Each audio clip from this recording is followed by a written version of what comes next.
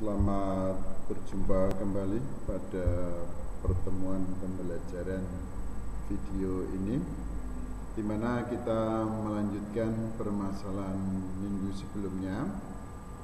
Ya, minggu sebelumnya kita membahas tentang ukuran-ukuran sosiologi terjadinya permasalahan sosial. Ukuran-ukuran sosiologi yang sudah kita bahas yaitu pertama yaitu terjadinya kriteria utama, yaitu kriteria objektif dan subjektif. Kemudian yang kedua terjadinya sumber-sumber permasalahan sosial.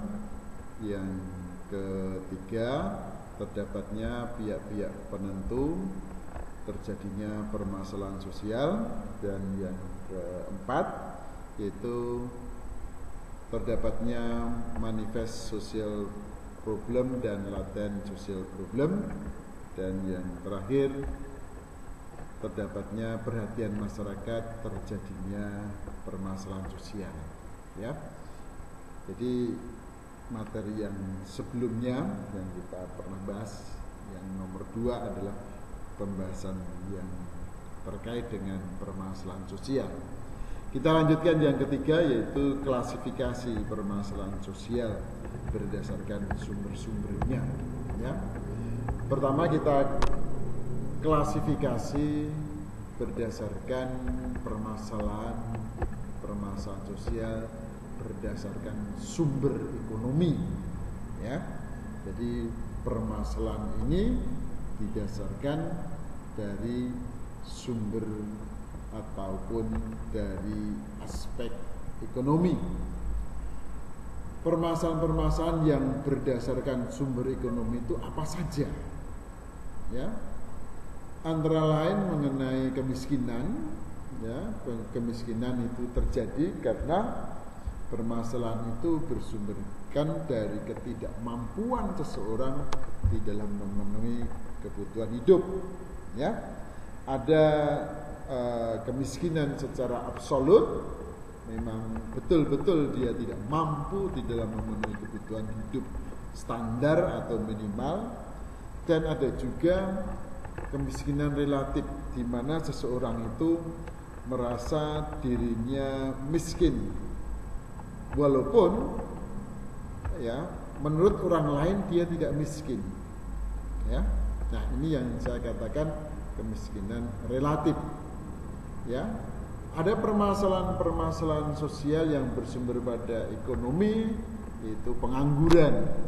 Ya, kemudian ada juga adanya inflasi, ya, adanya deflasi, penurunan nilai tukar uang. Ya, nah ini adalah permasalahan-permasalahan yang terkait dengan ekonomi. Ya, seperti di dalam masa sekarang banyak perusahaan-perusahaan yang tutup, ya, karena mereka tidak bisa menjual produknya. Ya, karena barang yang diproduksi karena tidak bisa dijual ke masyarakat, karena masyarakat memang sedang konsentrasi di bidang kesehatan. Akhirnya banyak perusahaan yang kolaps atau gulung tikar atau tidak melakukan produksi lagi. Nah, disitulah terjadi adanya PHK secara besar-besaran, yang pada akhirnya akan memunculkan pengangguran. Ya, kemudian yang kedua adalah permasalahan sosial yang disebabkan dari sumber biologis.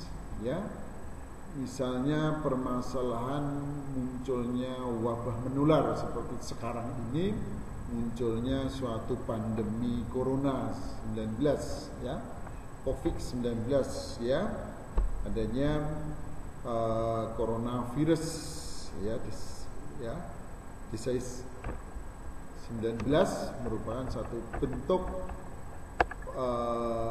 permasalahan dalam bidang kesehatan yang mengancam kehidupan manusia atau masyarakat. ya. Dan juga di sini munculnya wabah-wabah penyakit yang lain yang menimbulkan permasalahan kesehatan secara biologis di masyarakat, ya. Kemudian yang ketiga yaitu permasalahan sosial dalam bidang kejiwaan, ya, munculnya orang stres, ya, meningkatnya angka bunuh diri, ya, nervous dan sebagainya. Ini adalah permasalahan ketidakmampuan manusia dalam menyeimbangkan kebutuhan kejiwaan, ya. Permasalahan-permasalahan ini ditimbulkan dari permasalahan yang lain, akhirnya mempengaruhi perkembangan kejiwaan atau sering dikatakan kejiwaan yang labil, ya. Orang yang tidak mampu mengelola kejiwaannya secara baik, maka dia akan terjadi stres, maka dia akan mengakhiri hidupnya secara, ya, jalan pintas, yaitu dengan bunuh diri ataupun melakukan sesuatu yang aneh-aneh. Ini menunjukkan adanya ketidakseimbangan dalam psikologi, ya, kelabilan dalam kejiwaan. Kemudian yang keempat yaitu adanya permasalahan sosial yang berkaitan dengan kebudayaan dari perilaku manusia atau sekelompok orang. Misalnya kenakalan remaja atau delinkuensi. Kenakalan remaja sebagai permasalahan yang disebabkan oleh beberapa remaja, ya, atau kelompok remaja, ya, yang bersumber dari perilakunya sendiri, termasuk semakin meningkatnya angka perceraian di dalam kalangan rumah tangga, ya, termasuk alkoholisme atau minuman keras atau narkoba. Ini adalah sebuah permasalahan yang bersumber pada perilaku manusia, ya. Kemudian yang keempat, ya, yaitu partikularisme kelompok dan dilema pembentukan kepentingan kelompok.